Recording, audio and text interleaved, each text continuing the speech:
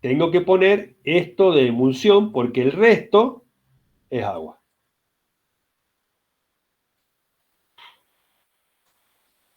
Bien, aclarado eso entonces, por eso te pedía que me esperaras un segundito nomás. Eh, ¿Cuál sería la idea de todo esto? Y que con este 18% de emulsión es nuestro valor referencial inicial para empezar todo este proceso de ensayos que, como les digo siempre, terminan de resolverse por la repetición de los mismos con distintas cantidades de material asfáltico, hasta encontrar, después de graficar los resultados de cada uno de esos ensayos, poder evaluar cuál es la cantidad, la óptima cantidad que podemos utilizar para colocarle a esa emulsión para ese esqueleto granular particular que hemos elegido y que hemos podido conseguir en la zona donde tenemos la obra. Entonces, como le decíamos recién, es un valor que sirve de partida. Ahora se deben ensayar valores en un entorno del mismo, de modo de definir el óptimo a través de lo que se llaman los ensayos mecánicos, que son los que vamos a empezar a ver un poquito ahora. Bien, vamos entonces a esta segunda parte de la dosificación. ¿Se acuerdan que hablamos de dos partes? La primera era la determinación del valor, digamos, de arranque, de partida, y ahora nos vamos con los ensayos. Bien, obviamente que vamos a tener que trabajar con dos cuestiones aquí para un mismo esqueleto granular.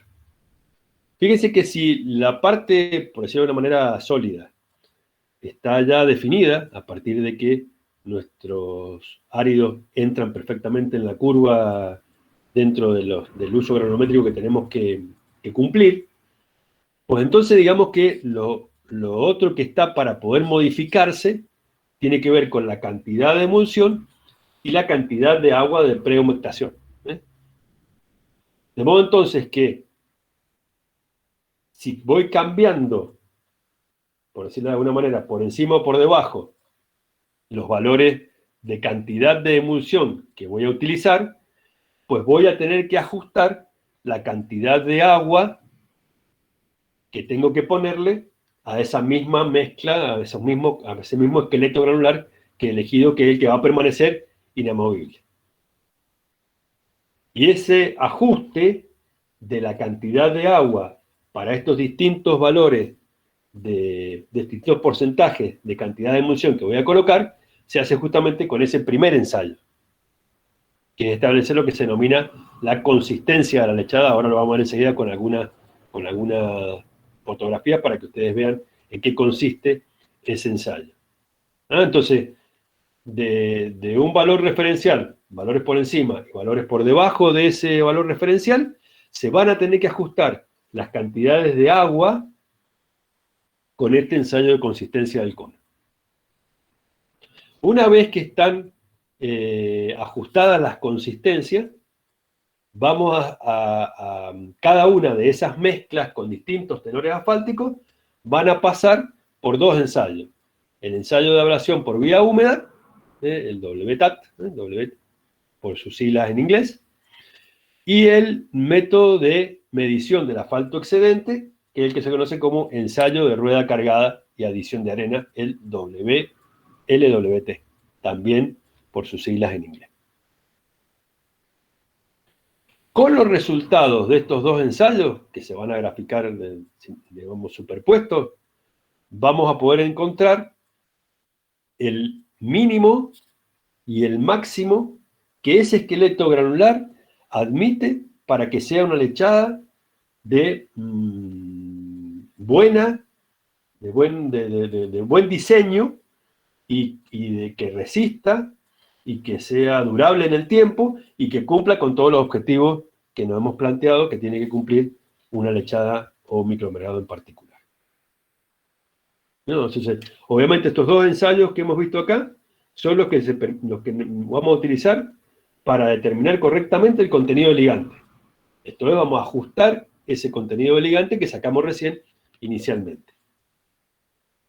Y por último, ya trabajando con el porcentaje de emulsión que hemos seleccionado, vamos a volver a repetir, perdón, vamos a hacer lo que se llama una última medición, que va a estar asociado a dos tiempos que vamos a necesitar determinar con precisión para el trabajo que estamos haciendo. Un primer tiempo, que es el de la medición de la rotura, cuando se produce la rotura de la emulsión, y el segundo momento es el momento en que ya la lechada ha adquirido la resistencia necesaria como para poder habilitarse al tránsito. Y esa determinación se hace con ese equipamiento que se llama el cohesímetro, que ya vamos a ver enseguida, algunas imágenes también y algún video de ese equipamiento. Normalmente, cuando hacíamos la visita al laboratorio, que a veces ahora por estas cuestiones de la pandemia no se ha podido hacer, y el ingeniero Bredor los llevaba al laboratorio de vialidad, que creo que no han ido, ¿no es cierto? ¿O han ido? No, no No, hemos no han ido. ido. No han ido. Le hemos estado mostrando los equipos así por la pantalla porque justamente no se pueden hacer todas estas cuestiones. Pero ahí en vialidad hay algunos equipos de estos que vamos a ver en algunos videos que yo les voy a mostrar, de modo que si en algún momento y la pandemia nos deja, volvemos otra vez a ciertas normalidades, cuando estén estudiando por ahí algunos, si quiere verlo en vivo y en directo, este tipo de equipos tenemos para mostrarlos allí en el Laboratorio de Vialidad Provincial. Bueno, entonces, repaso. Vamos a hacer primero consistencia, luego 2 ensayos mecánicos para determinar el límite mínimo y el límite máximo de la cantidad de emulsión que se puede colocar, y luego de elegido el porcentaje de emulsión óptimo, a partir de estos dos ensayos que vamos a comentar, hacer una cuarta etapa, por decirlo de alguna manera, en el cohesímetro para establecer los tiempos de curado y el tiempo de rotura, que son los dos tiempos que necesitamos determinar, sobre todo el último, que es el que nos va a permitir, como yo siempre, sacar los conos, ¿no es cierto?, que uno deja y poder dejar el sector habilitado otra vez al tránsito. Bien, vamos al ensayo de consistencia. Ahí dice que esto se hace preliminarmente a partir de, podríamos tomar de la planilla esa que yo le mostré más temprano, unas cantidades de agua referenciales y también movilizarnos ya a partir de distintos tenores asfálticos con distintos tenores de cantidades de agua por encima y por debajo de ese valor referencial para poder hacer lo siguiente: preparar mezclas de lechada, colocarlas en un cono de esas dimensiones, es un tronco cónico. Es muy parecido esto a lo que se hace en el ensayo de consistencia con el cono de Abrams. Nada más que obviamente, como ustedes pueden verlo, estamos hablando de medidas mucho más pequeñas, ¿ven? 38 milímetros, 75 de alto, o sea, 7 centímetros, es mucho más pequeño que el cono de Abrams. ¿Y cuál va a ser la diferencia? Obviamente que colocado el cono sobre este papel en el que hay un montón de círculos concéntricos, se va a llenar el cono con el material que estoy preparando, hay que levantarlo, y al levantarlo, ¿qué va a pasar? Y la lechada que está contenida dentro de este molde tronco cónico va a escurrir. Entonces la idea es que ese escurrimiento fluya en esta placa entre 2 a 3 centímetros. ¿Bien? Y en algunos casos, entre 0 y 2, dice, pensando justamente en el borde del molde, hasta 2 centímetros según la DNB. Fíjense que una fotito sería esa como ustedes ven allí. Está puesto un tronco de cono, ese, y otro encima, y todo ese conjunto está apoyado en el papel. Obviamente la mitad del tronco de cono de arriba se utiliza a modo de embudo, ¿no es cierto? Hasta alcanzar este nivel que les estoy marcando acá con el cursor. Y una vez que se alcanzó ese nivel, se levanta esto y se deja que la mezcla de lechada escurra por esa superficie que tiene estos círculos concéntricos. Entonces, hacer esto, ¿qué nos va a permitir?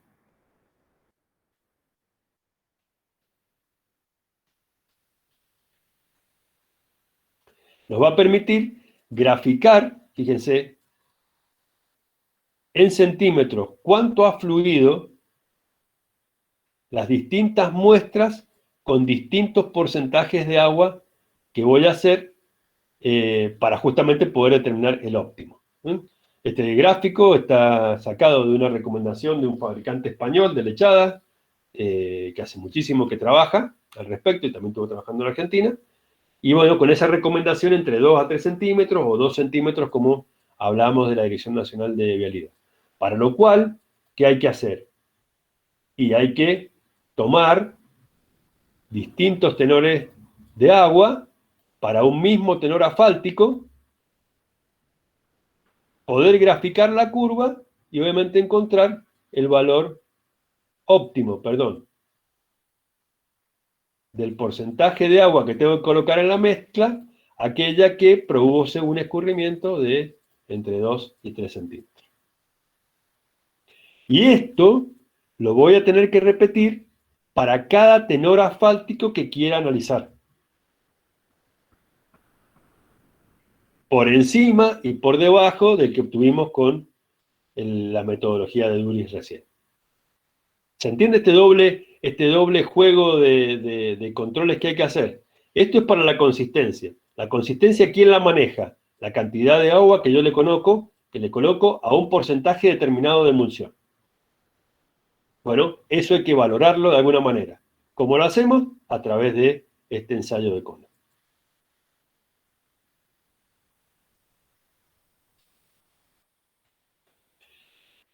Y acá algunas recomendaciones que dice que si para conseguir este resultado, este escurrimiento, se observa segregación en la muestra, en la matriz granular, aquí empieza a valorarse este tema de ir incorporando filler a las mezclas que vamos a ir haciendo. En este caso podría ser cemento o cal, y por cada porcentaje de filler que agregamos en peso, por cada 1%, hay que aumentar 0,6% del tenor asfáltico, porque obviamente hay un material de mayor superficie que va a requerir también mayor cobertura del ligante. Obviamente, si esto se advierte y empezamos a tener que colocar filler, pues hay que repetir otra vez los ensayos de consistencia para conseguir este efecto de la fluencia, que se llama, fuera del cono de la lechada.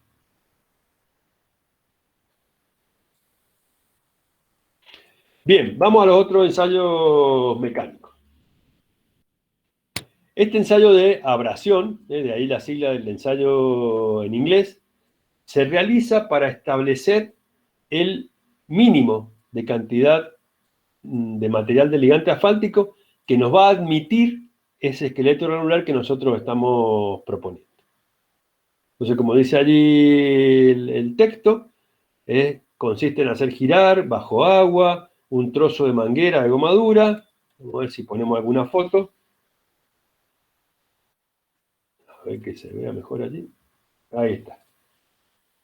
Miren, ¿cuál es la idea? La idea es que un trozo de goma dura como el que está allí,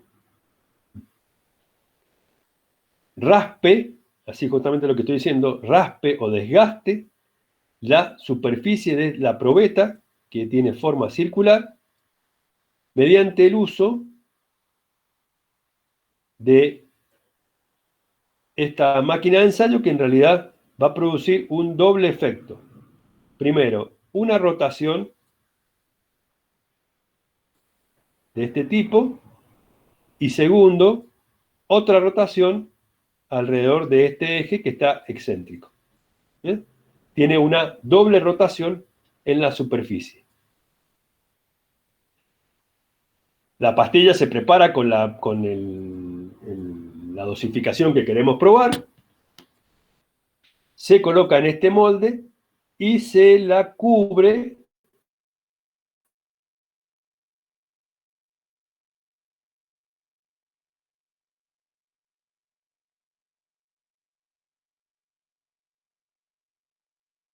con agua y la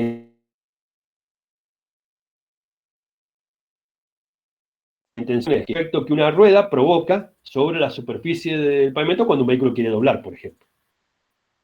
Y en la peor situación, se la incorporamos a este ensayo a través de la colocación del agua. Obviamente, ahora me vuelvo para atrás.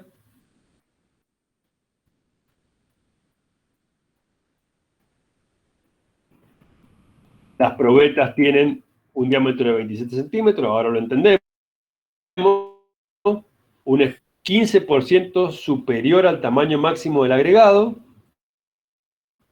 Obviamente, después de que se preparó la mezcla, hay que curarla la probeta hasta peso constante. Esto es asegurarnos de que efectivamente cortó la emulsión y se produjo de alguna manera la ligazón entre el árido y el ligand y el material asfáltico.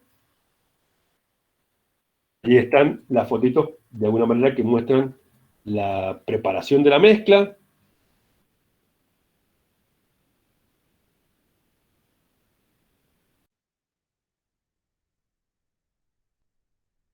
Y la colocación prepara tiene de espesor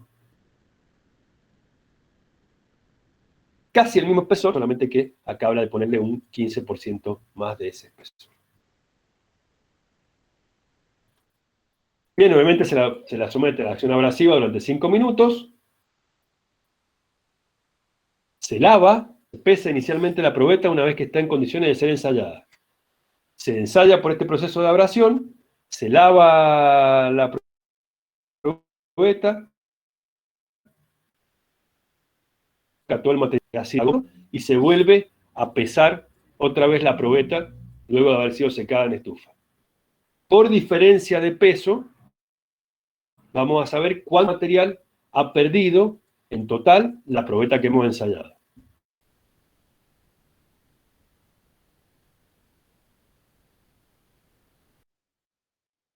Y luego se refiere, pero como dice acá, dice video 2, vamos entonces a ver algunas imágenes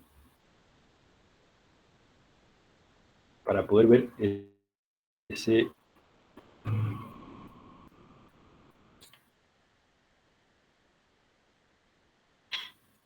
Ahí me voy a ir adelantando un poquito para que...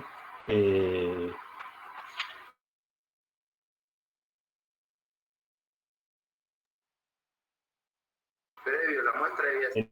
esa especie de caseta va a ser la que contiene el agua que va a colocar, la fija en posición como para que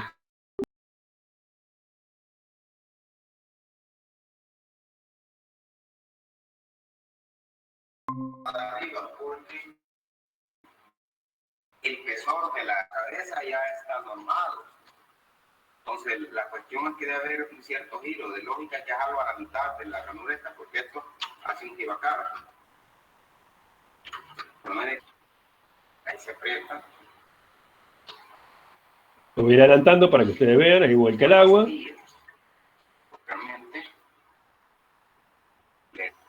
Y empieza ese doble movimiento de abrasión que les comentaba recién, uno alrededor de la probeta y otro alrededor del propio eje del excéntrico.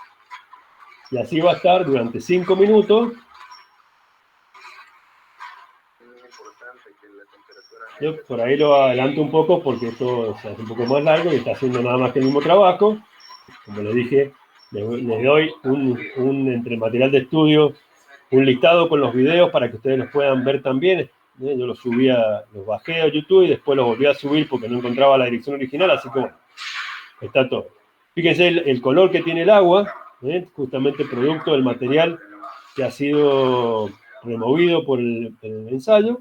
Y bueno, ahí va a procederse a el lavado. Ahí está, para que ustedes puedan ver en la imagen, ahí está sacando del recipiente el material que se había desprendido. Bueno, esa probeta hay que ir a secar la estufa a peso constante, ¿ven? Eliminando todo el material que pueda haber quedado suelto, para luego ir a secar la estufa hasta peso constante y pesarla una vez que ha terminado el ensayo de abrasión.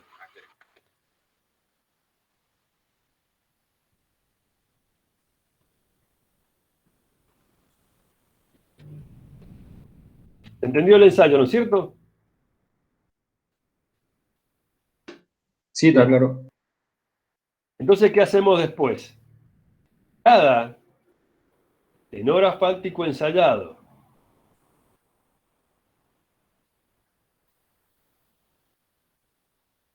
que ha pasado por el ensayo de consistencia previo,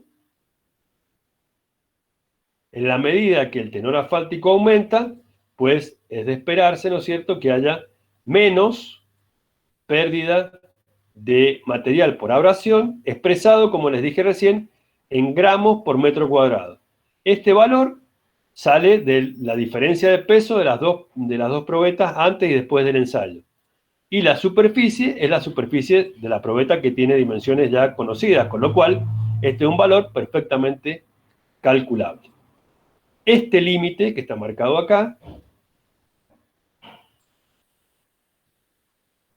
me estaría dando el valor mínimo del tenor asfáltico que provoca la máxima abrasión. Esto es la máxima pérdida de material permitido. Y ese valor permitido lo tenemos aquí representado para los distintos tránsitos en qué valor puede adoptar, o adopta, mejor dicho, el máximo permitido. En la medida en que aumentamos los tenores asfálticos, va a ir disminuyendo el poder abrasivo que tiene la máquina y en consecuencia los valores que se van a representar en este ensayo. Entonces, repito, en función del tráfico que tengamos, será el límite que se admite por pérdida por abrasión.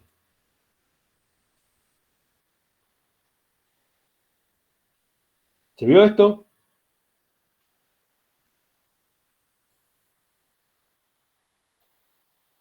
¿Se entendió bien? ¿Perdí el contacto?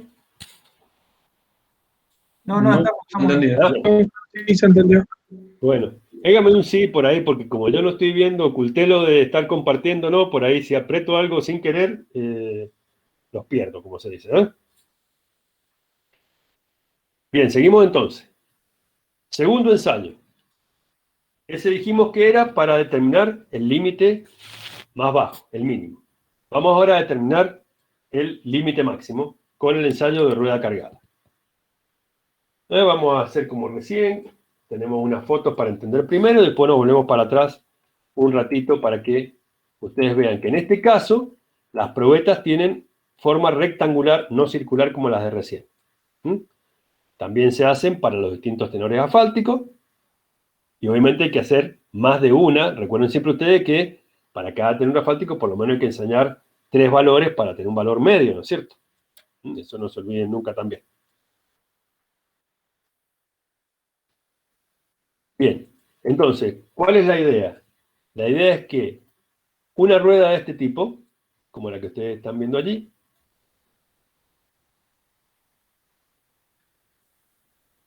vaya y venga de punta a punta, vaya y venga de punta a punta, una cierta cantidad de ciclos, rueda que aparte tiene un lastre o peso colocado en la superficie. De allí el nombre del ensayo de rueda cargada. Entonces, ¿cuál es la idea de esto? Y simular de alguna forma la reiteración de las cargas de tránsito a través de una rueda con un peso determinado, ¿no es cierto?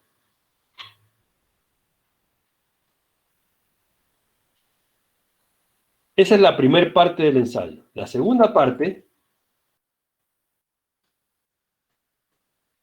así ustedes están viendo cómo queda demarcada la probeta después de la primera parte del ensayo.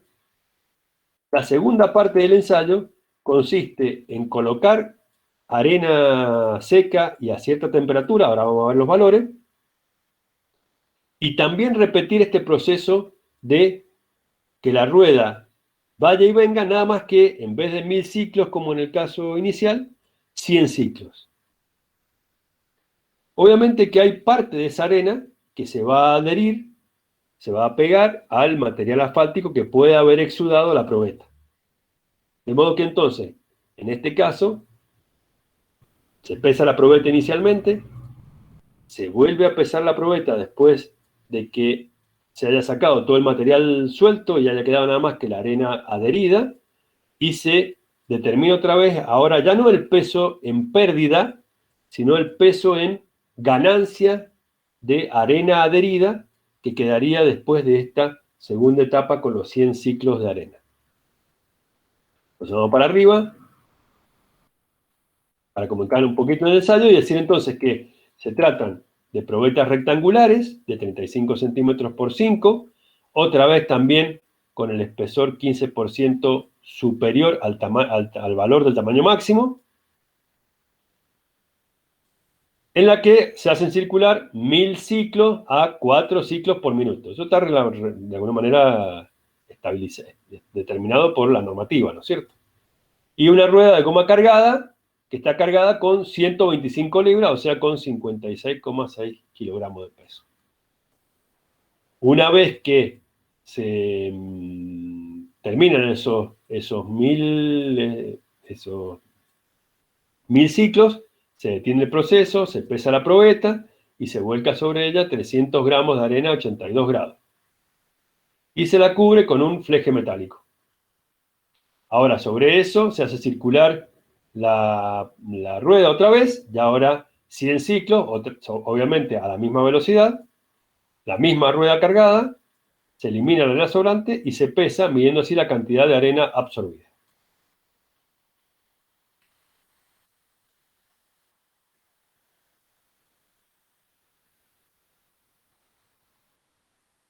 Y vamos a ver entonces algún video también para ver el funcionamiento del equipo que estamos comentando.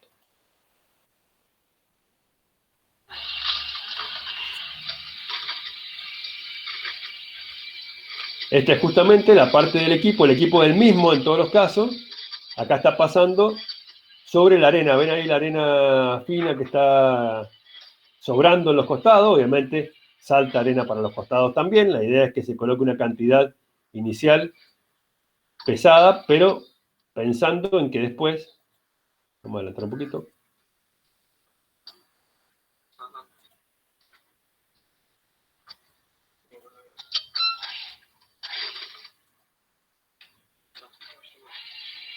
para que vean una vista general del equipo, ¿eh? Va y viene, todas esas cantidades de ciclos que comentamos recién.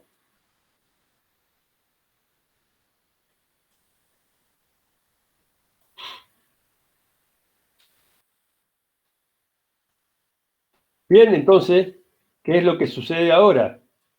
Siguiendo con esta idea de analizar lo que está pasando en la medida que aumentan los tenores asfálticos, pues obviamente, en la medida que los tenores asfálticos aumentan, es de esperar que luego de las primeras etapas, más material asfáltico quede en superficie y en consecuencia, más arena termine absorbiéndose.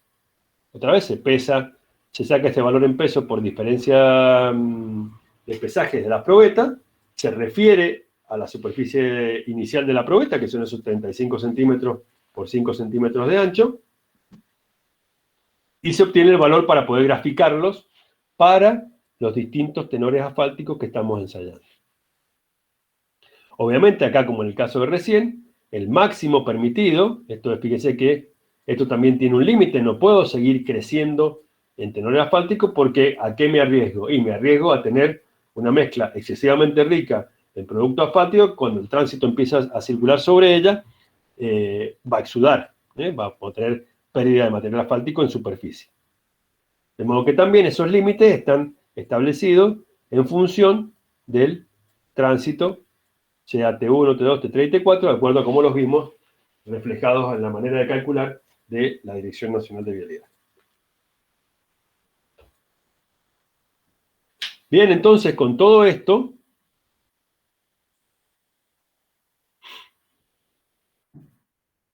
en realidad, ¿qué es lo que se termina haciendo?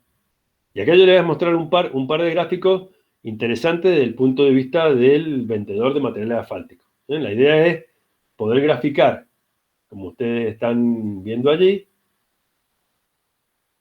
por un lado, los resultados de un ensayo, que acá, en el caso de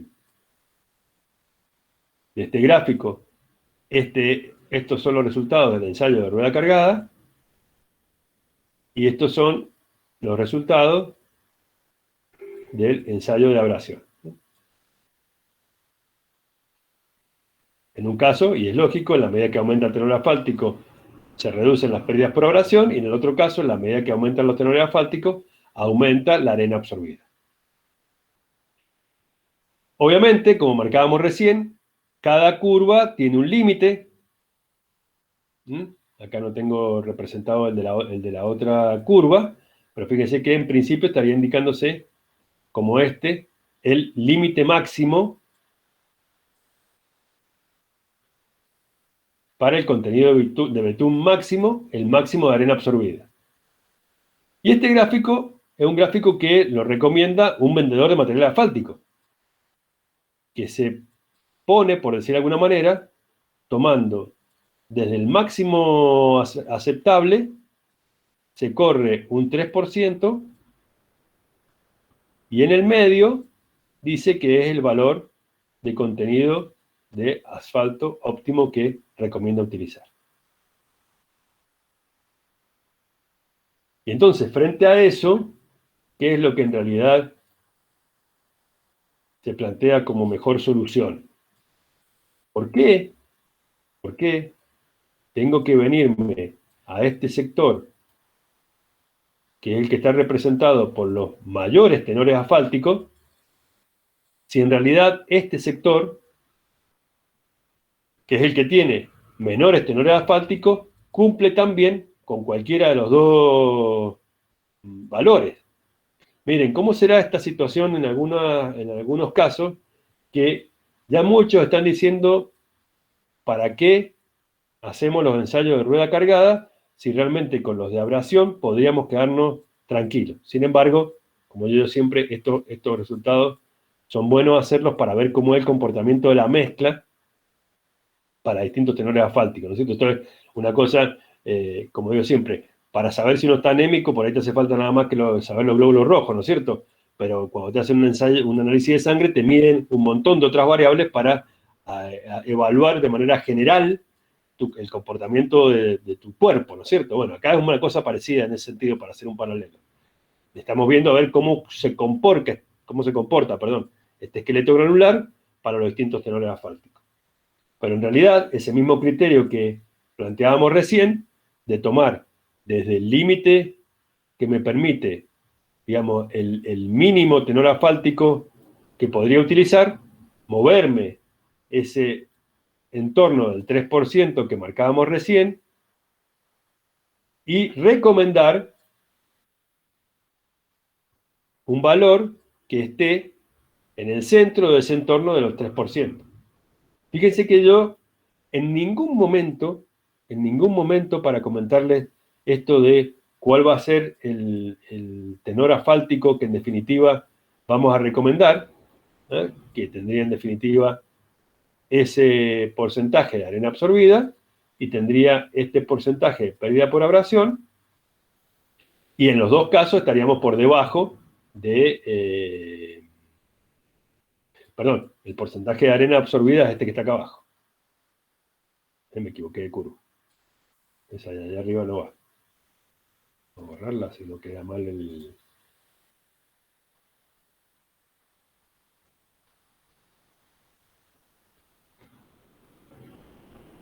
¿Sí? Este tenor asfáltico para el ensayo de rueda cargada, la curva de LWT, y este tenor asfáltico que me da ese valor de pérdida por abrasión. O sea, estaríamos cumpliendo con estar por debajo de los límites que se establecen para los ensayos. Y estaría trabajando del lado de los menores porcentajes asfálticos, con lo cual también estaría haciendo una mezcla desde el punto de vista económico. Y yo no sé cómo hacer para que nos saquemos de la cabeza esto que por ahí termina escuchando uno, y más de una vez me ha pasado que encontrarlo en el práctico sin haberlo dicho, por eso no lo voy a ni dibujar, que el tenor asfáltico óptimo se encuentra donde se cortan las dos curvas, porque no tiene nada que ver con nada, ni, es ni son dos curvas que se estén sumando, para lo cual eso resulte ser un mínimo o cosas así. Son resultados de gráficos de dos ensayos diferentes que me permiten evaluar el comportamiento de la mezcla lechada para poder resolver. Así que es muy común que nos encontremos que un productor de material asfáltico recomiende, obviamente, mayores tenores asfálticos, cuando en realidad también podemos estar más bien más cerca de los mínimos. Yo creo que aquí a continuación tenía un par de curvas tomadas de unas lechadas que se hicieron hace unos años y que hizo Vialidad Nacional en la Ruta 40, en algún momento como motivo de unas obras de mantenimiento.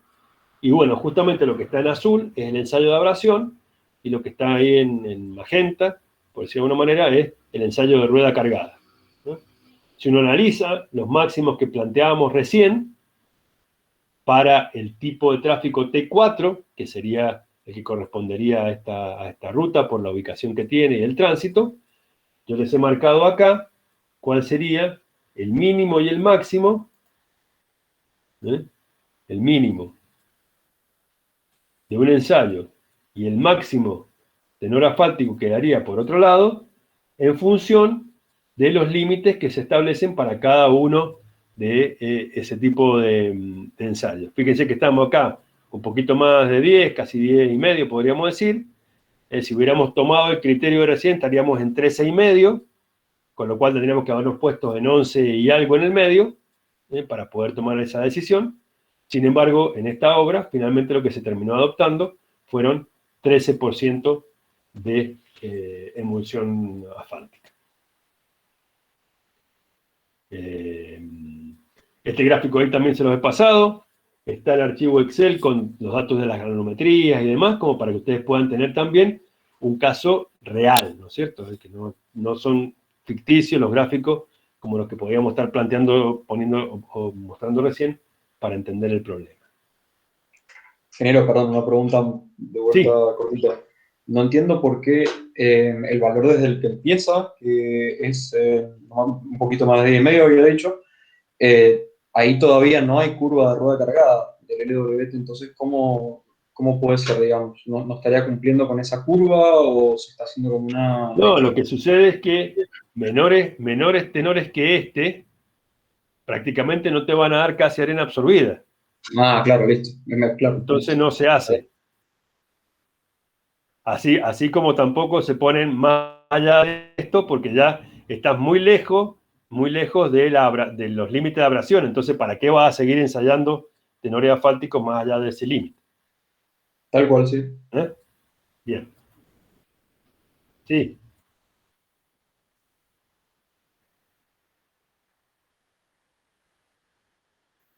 Bueno, una buena. Habría que preguntarle en aquella oportunidad por qué adoptaron 13. Es una buena pregunta. No, miren, a ver, ¿qué puede haber pasado? Porque ya lleva unos años esto.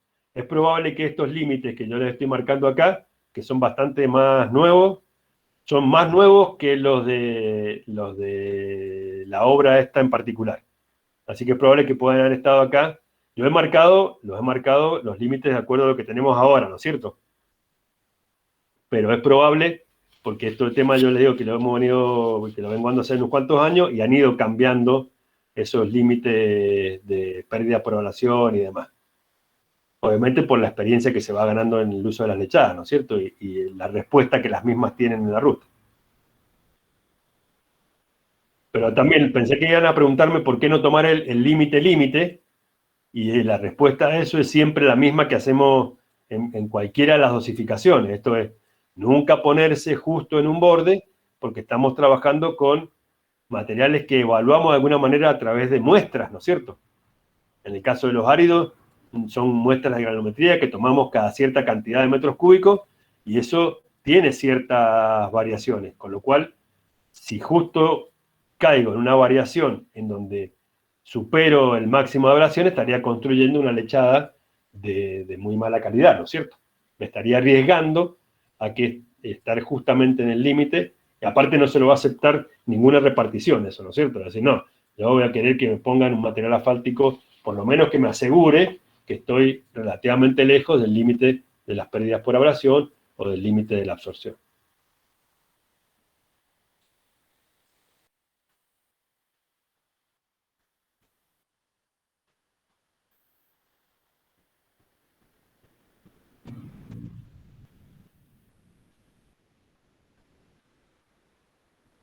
Nada, porque cualquiera funcionan bien, nada más que una es más cara que las otras. Y toda la vida. Va a ser una lucha de esto del factor económico totalmente. Bien, ¿qué nos está faltando? Aparte de ver unos cuantos videos que no me voy a alcanzar, pero no importa. Pero no importa porque digo, ustedes los tienen para ver y ya con esto que estamos viendo acá es suficiente para entenderlo, ¿no es cierto? Nos está faltando ver ahora esto, que es la última parte, antes del proceso constructivo, que es justamente las determinaciones del tiempo de rotura y el tiempo de curado, que se hacen justamente con ese equipo que es el cohesímetro. Vamos a hacer como recién, ver alguna imagen y sobre la imagen mostrarles qué es lo que en realidad se pretende hacer. Miren, aquí abajo,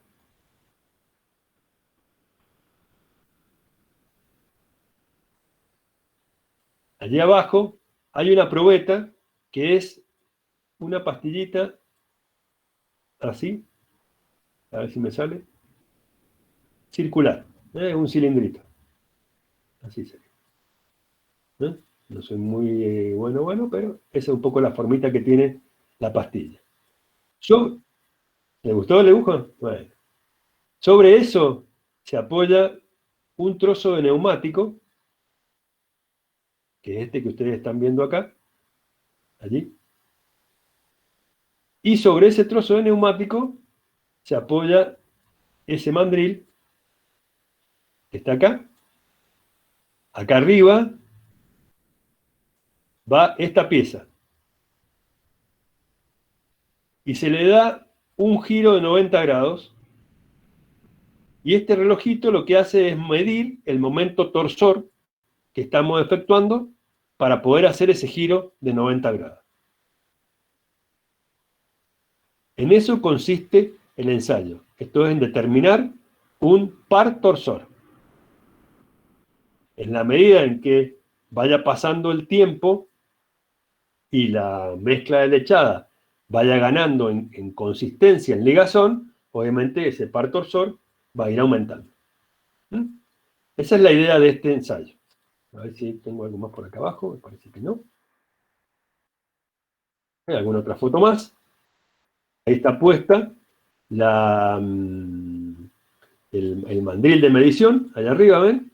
Con la empuñadura, y hay que efectuar un giro de 90 grados, y en el reloj queda marcado el par, es un medidor de valor máximo, ese que ustedes tienen allí en el reloj que está puesto digamos, en la manija esta. ¿Dónde me sale la palabra ahora? Ese relojito que está allí.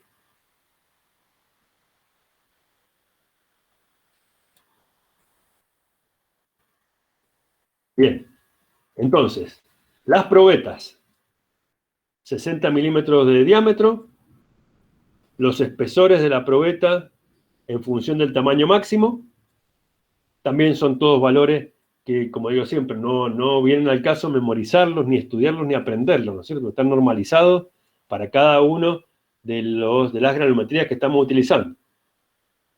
Sobre la probeta se aplica un trazo de goma cortada de un neumático, una presión de 2 kilos por centímetro cuadrado, y se gira la palanca aplicando 90 grados en un tiempo de entre 0,7 y 1 segundo, o sea, un movimiento de giro muy rápido. Y se lee el par torsor obtenido.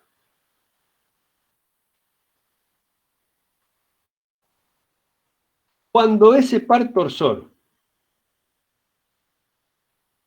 alcanza el valor de 12 kilos por centímetro, se dice que es el tiempo en el que se ha producido, se ha efectuado la rotura de la lechada. Si el tiempo en el que se alcanza ese par torsor es de menos de 30 minutos, se dice que la lechada es de curado o de rotura rápida.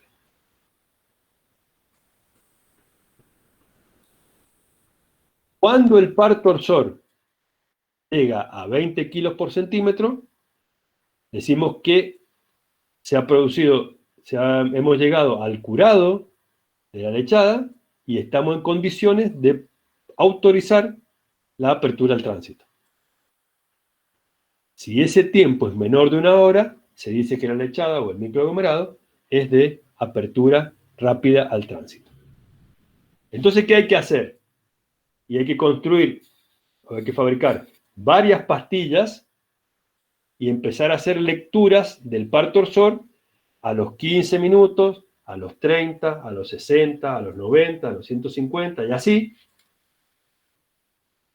del modo que ustedes están viendo el operador,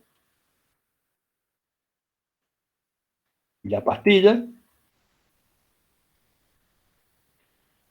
con los pares torsores que propone la nueva normativa de vialidad nacional, en vez de 12, 17 o 13, en función de los tráficos, y en vez de 20, 25 o 21, en función de los tráficos. Y sí o sí, hay que graficar los resultados. ¿Qué vamos a ir teniendo? Y vamos a ir teniendo para los 30, 60, 90 y así cada uno de los tiempos, cuánto es el par torsor que estoy obteniendo. Y entonces se genera la curva de endurecimiento de la lechada, vendría a ser, para determinar justamente esos dos momentos. Cuando se alcanzan los 12, o el valor que sea, 13 o 17, y los 20 o 23, para de esa manera saber cuándo, en qué tiempo se ha producido la rotura y en qué tiempo se ha producido, o se puede autorizar la apertura al tráfico. Bueno, está marcado acá, o está marcado los 30 minutos para el caso de que se produzcan ese par de 12 kilos por centímetro en menos de 30 minutos, o para que se produzca los 20 en menos de 1 hora, para considerar esto de la rotura rápida y de la apertura rápida al tráfico. Bueno, en función del tipo de emulsión que se utilice, son las curvas que se obtienen y los tiempos en que se pueden autorizar justamente la apertura al tráfico, y justamente estamos hablando de que algunas emulsiones permiten una apertura al tráfico en 1 hora o menos, con lo cual el trabajo de mantenimiento es prácticamente cuasi instantáneo, ¿me entiendes? Profe, consulta. Bien. Sí. ¿Los ensayos en las pastillas es siempre la misma pastilla o van haciendo No. en distintas pastillas? No, hay que fabricar una pastilla para cada tiempo. Ah, bien, qué laburo. Bien. Está. En realidad se fabrican todas juntas y se van ensayando de a una. Bien, gracias. Bien, vamos al trabajo que me interesa y que vamos a ver primero un videito, aunque me demore un cachito más en la cuestión. Fíjense, hay que preparar la superficie donde se va a colocar la lechada, que va a implicar ¿qué cosas? Hay que sacar todo el material que está suelto. Hay que, con aire a presión, limpiar y sacar el material suelto de las fisuras y grietas. Y hacerle, normalmente en las grietas de gran tamaño, un sellado previo. Todavía es mejor el trabajo que esperar que la lechada haga ese trabajo, que normalmente lo hace para las microfisuras. Esto es, las que tienen el tamaño de un cabello, por decirlo de alguna manera, ¿no? Y si en algún caso hubiera algún sector roto, pues hay que hacer el bacheo correspondiente y eliminar el material que está flojo. Yo he puesto acá todas las cosas que podrían pasar. No es que siempre haya que hacer todo esto. Digo, sobre todo, que pensar en un texturado o fresado previo es una situación en que muy pocas superficies de pavimento se encuentran así para poder efectuar un trabajo de mantenimiento posterior. Normalmente no se llega a que las superficies estén requiriendo ese tipo de trabajo, porque obviamente es agregarle un costo extra al camino. Pero digo, si está la situación, se puede arreglar. Otra cosa que tampoco es muy común, yo por lo menos en todos los trabajos de lechada que he visto, no lo han hecho porque no ha hecho falta. Esto es pensar en colocar un riego de liga, esto es un riego suave de material asfáltico, porque el material de superficie esté muy seco, esto se advierta que tenga excesiva pérdida de material. Nunca lo he visto aplicar, pero está dentro del proceso constructivo como que podría hacerse. Normalmente se pasa del trabajo de la preparación de la superficie a efectuar un riego liviano de agua, que lo hace el mismo camión y en uno de los videos ustedes lo van a poder apreciar, que vamos a alcanzar a verlo seguramente. ¿Para qué se hace el riego liviano de agua inicial? Para que la superficie, que normalmente está muy seca después de un trabajo de barrido profundo que hacemos, no intente tomar el agua inicial de la mezcla y me corte la emulsión antes de que se produzca una buena distribución de la lechada en la superficie del pavimento o en la superficie que estoy construyendo. El cuarto punto es la colocación de lechada propiamente dicha, con el equipo específico, y allí algunos valores de rendimiento más o menos normales para que ustedes tengan una idea de cuánto trabajo se puede hacer durante una jornada, ya sea que estemos en ruta o trabajando en zona urbana. Y lo último, por eso le he puesto bien grande, optativo, no todos los especialistas lo recomiendan, en algunos casos no lo colocan ni siquiera como parte del proceso constructivo, pero en otros, como lo hemos visto al principio de la clase, vemos que lo utilizan. Entonces, habrá que hacer alguna investigación en el caso particular. Vuelvo a repetir, en las que me ha tocado ver a mí, no hemos tenido necesidad de colocar equipos de compactación atrás de la colocación de la lechada y microaglomerados. Bien, obviamente, todos estos ensayos requieren de los controles de obra.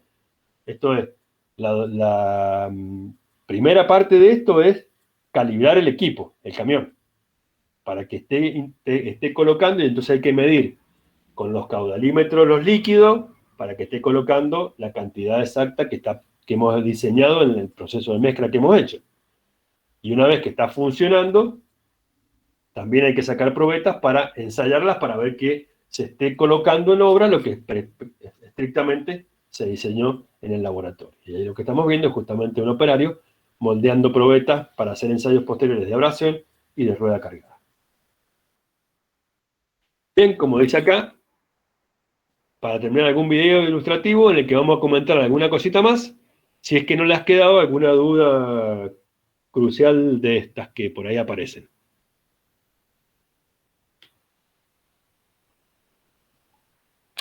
Bien, me alegro entonces, porque eso quiere decir que me han entendido. Ese es el listado que les voy a dar, que les voy a pasar enseguida, para que tengan y se entretengan un poquito mirando películas, como se dice. Los pavimentos asfálticos no son permanentes. Necesitan mantenimiento y restauración de su superficie para maximizar su vida y serviciabilidad.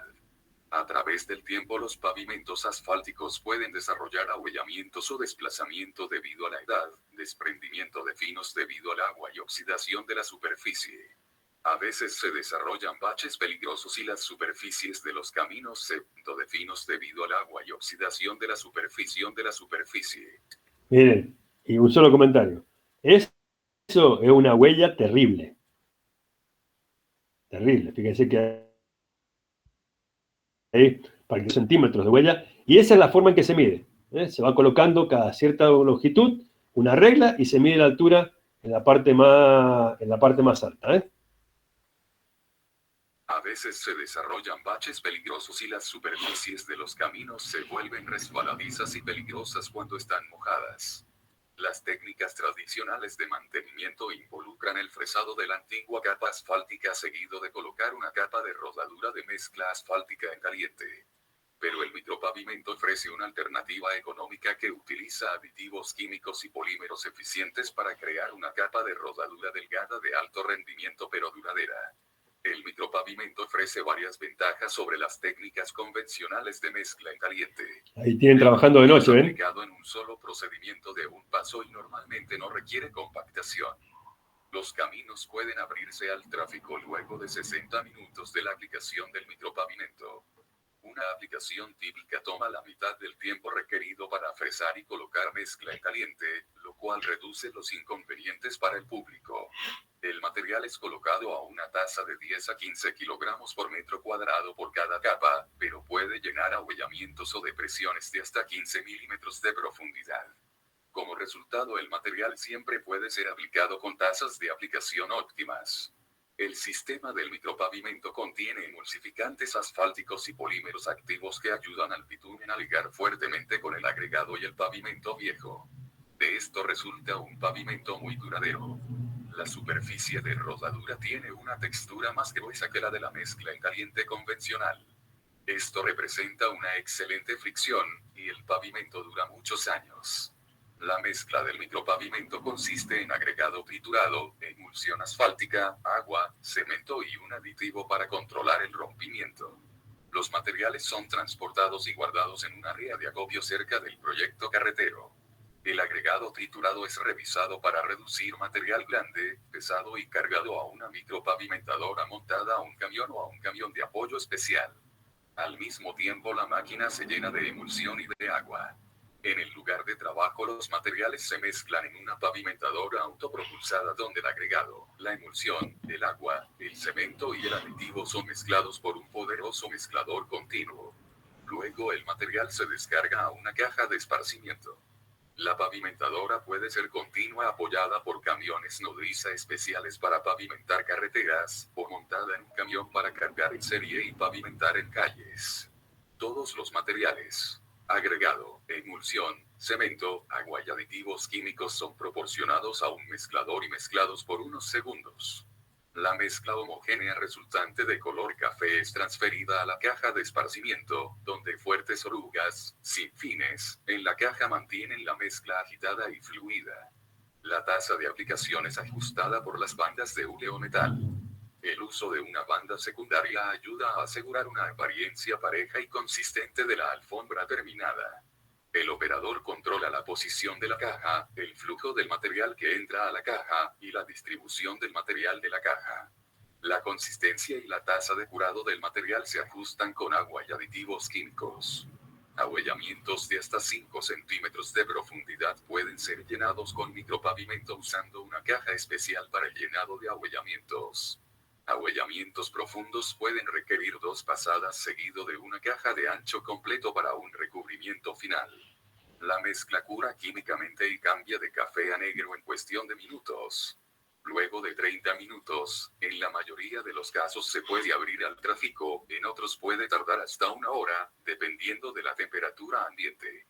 Ya que el micropavimento es un material duradero especialmente diseñado para pavimentos de alto tráfico, solo se utilizan materiales de alta calidad. El agregado debe de ser completamente triturado, duro y limpio. La calidad de los finos es extremadamente importante. Arcillas reactivas son incompatibles con las emulsiones para micropavimento. Su presencia en los agregados puede ser detectada por una prueba tradicional de equivalencia de arena. Solo materiales con un valor de equivalencia arriba de 60 deberían ser usados. La prueba de azul de metileno también es usada para determinar la calidad del agregado. Mide la habilidad de los finos para absorber emulsificantes catiónicos, lo cual puede causar rompimiento prematuro. Los materiales de micropavimento se clasifican normalmente por la graduación del agregado. El tipo 3 con el tamaño máximo de agregado de 9.5 milímetros es el más común para caminos de alto tráfico. El tipo 2 con una gradación más fina es utilizado en calles de ciudades, y el tipo 1 se utiliza en pistas de aeropuertos. En las mezclas de micropavimento se usa del 11% al 18% de emulsión catiónica. La emulsión contiene el 62% de bitumen de alta calidad modificado por polímeros tales como SBR, EVA o látex natural. Diferentes emulsiones se preparan en el laboratorio para poder determinar la mejor combinación de bitumen, emulsificantes y polímeros para un agregado en particular. La dureza y calidad apropiadas en un bitumen deben ser seleccionadas basadas en las condiciones climáticas usando los mismos criterios que con la mezcla en caliente. De 1% a 1.5% de cemento o limos de alta graduación se agrega al agregado. Esto provee una apropiada consistencia e inicia el curado del micropavimento. La compatibilidad de la emulsión con el agregado se determina en mezclas de prueba, donde el agregado, cemento, agua y emulsión son mezclados en diferentes proporciones para determinar las tasas apropiadas que resultan en la consistencia deseada en la mezcla. Los materiales también deberán ser lo suficientemente compatibles para permitir que se mezcle por lo menos 2 minutos antes de que el material empiece a endurarse. En unos minutos la emulsión se rompe y agua clara y libre es expulsada de la mezcla. Pruebas de cohesión se hacen para determinar el grado de curado luego de 15, 30 y 60 minutos. La cohesión se mide en un medidor especial de cohesión. La lectura del torque del instrumento puede correlacionarse al tiempo de curado necesitado antes que el tráfico pueda rodar sobre la superficie. Hacer pruebas a la temperatura adecuada es importante, ya que diferentes emulsiones o aditivos serán utilizados en temperaturas calientes o heladas.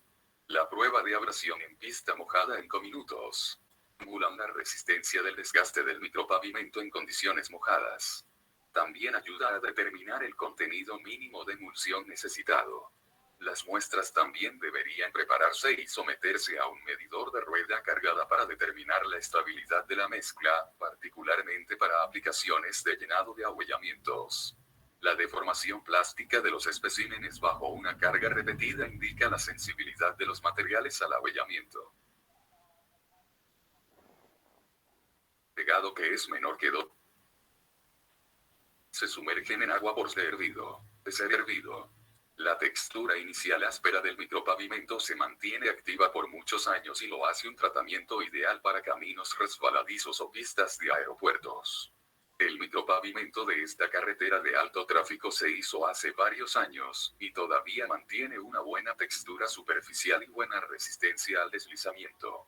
Cuando la oxidación, el desprendimiento y la vejez causan pérdida de finos en la superficie y un desplazamiento inicial, el micropavimento es un tratamiento excelente. Los ahuellamientos son fáciles de llenar con la mezcla de micropavimento. Caminos con grietas de expansión y contracción o muy deteriorados y no sanos estructuralmente no deberían de ser considerados para micropavimento a menos que hayan sido preparados apropiadamente, llenando grietas, bacheando y estabilizando la base. El micropavimento requiere condiciones de curado de por lo menos 10 grados centígrados para desarrollar completamente su fuerza. Resultados exitosos requieren suficiente tiempo de clima cálido antes del invierno. Desde su introducción a inicios de los 80s, el micropavimento es utilizado en gran parte de los Estados Unidos y Canadá. Bueno, no vamos a seguir con lo que pasa por ahí. Acá déjenme ver un segundito. Creo que era este. Después ustedes ven... Porque acá hay varios. Sí, quería mostrarles un equipo para... Voy a bajar el volumen un segundito. Si no, voy a poder hablar porque es bastante rápido esto. Quería mostrarles un equipo de sellado de fisuras. Trabajo que hay que hacer previo a los trabajos de colocar la lechada, ¿no es cierto? O el micropavimento. Es un material que sirve en caliente. Quería mostrarles también un equipo para eliminar marcas de pavimento. Una especie de fresadora. Y esto que es una barredora. Cuando decimos que hay que barrer y sacar el material de la superficie, se pasan equipos de ese tipo. Bueno, aquí está la máquina del Slarry, ¿no es cierto? Que ya hemos visto varias.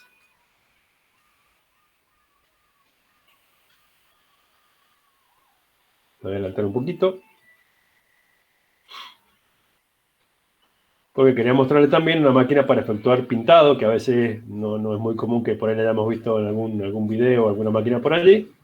Está efectuando la línea de borde llena. Bueno, obviamente, la cortada va siguiendo las interrupciones de la máquina, ¿no es cierto? Bueno, y acá hay un listado mayor de videos, que les voy a dar a ustedes con esas direcciones para que puedan entrar. Le he puesto también algunos vinculados a preparación de la superficie, que a lo mejor no tiene que ver con el de derechadas, pero es una cosa bastante novedosa, que es el cepillado de pavimentos de hormigón, justamente que es una especie de fresado superficial, cuando hay algunos tipos de falla. Por ahí cuando vean pavimentos de hormigón o terminen de verlos, les va a venir bien para que puedan, digamos, ver un poquito ese tipo de equipamientos, y unos videos para hacer ranurados en pavimentos, ¿eh?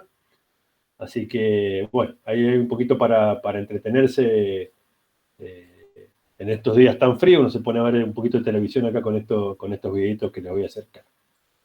Así que, bueno, de mi parte, como digo siempre, si hay alguna duda, estamos acá para consultarlos. Siempre me pongo un ratito con la cámara, que la dejo interrumpida por una cuestión de conexión nada más.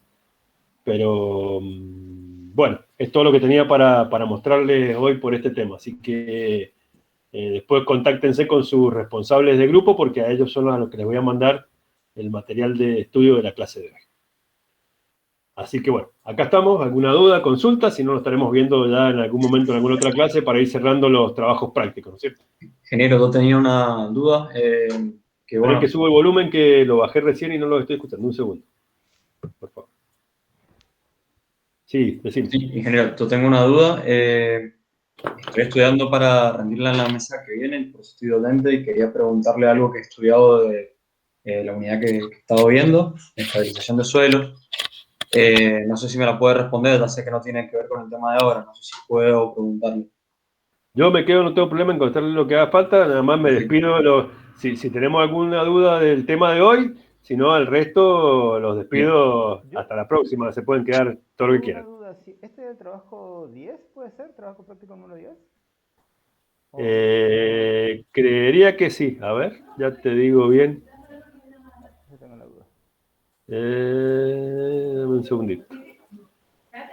Me parece que sí. Dame un segundo.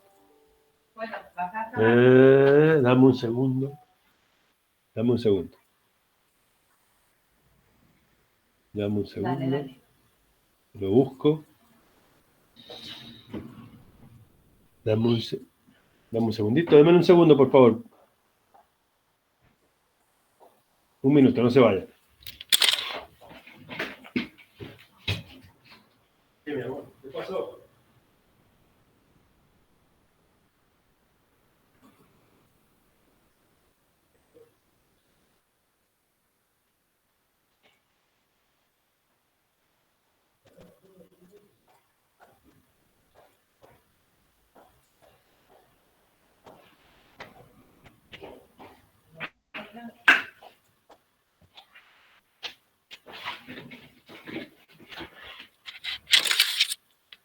Acá estoy. Acá estoy, no me he ido. A ver que me fijo.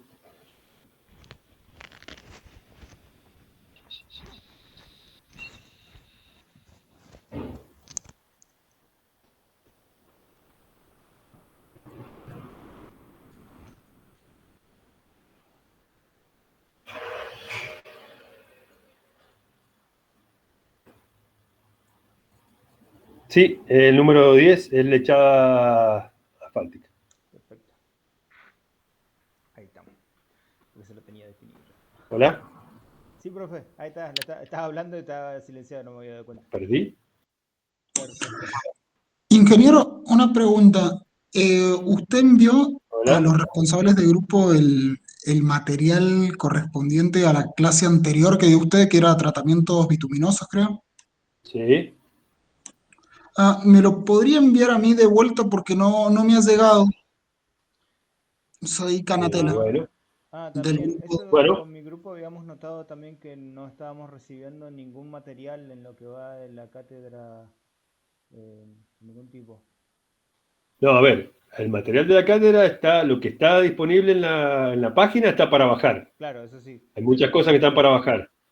Y yo sí, normalmente se los mando por correo a los grupos porque hago un paquete, hay un envío de WeTransfer que que viene mejor que estar ahí porque hay muchas cosas que son copias, ya se lo expliqué en vía, entonces mantengo la misma política, nada más. Pero bueno, no me habían avisado nada porque ya lo había mandado yo. Así que ahora díganme cuáles son los grupos que no lo han recibido y se lo vuelvo a mandar. No tengo problema. El grupo, nosotros somos el grupo 2 y yo soy Francisco Canatela. Mira, hacemos una cosa, dictame por favor, no vaya a ser que tenga mal la dirección de correo, pero creo que no hemos estado escribiendo. Sí, nos escribimos para los TP. Bueno, por eso, entonces ya les reenvío entonces las dos cosas a ustedes. ¿A ustedes no tienen lo de estabilización bituminosa? ¿No lo tienen? No. Bueno, muchas gracias. ¿Y qué otro? No, por favor, es mi obligación. ¿Y quién otro grupo no lo tiene?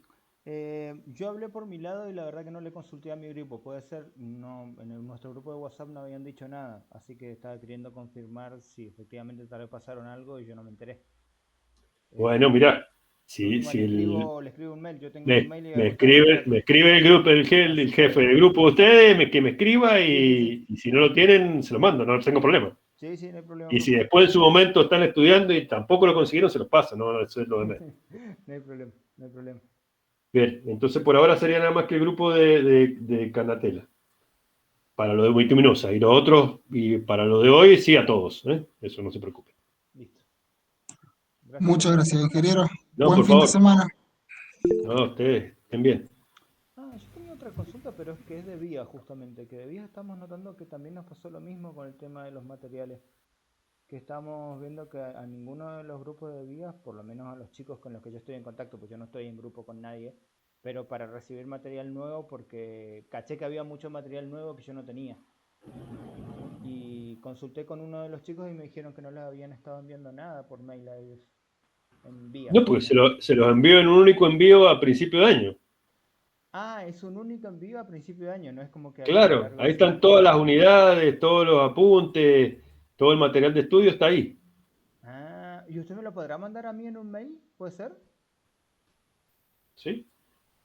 Porque ahí capté que tienen hay material nuevo, la verdad que no estaba en... Y por ahí sí, vamos cambiando y alguna unidad le vamos haciendo algún ajuste, siempre eso pasa. ¿Se lo escribo en el chat? No, porque te debo tener a algún lado. Sí, a mí me tiene. Si no, mejor haceme una cosa, mandame ahora un correo. Listo, ahí se lo mando. Poneme ahí en el asunto material de vías y yo ahí nomás ya sé cuál es. Listo, profe, ahí le escribo. Muy bien. Nos vemos. Hasta luego, profe. Hasta luego.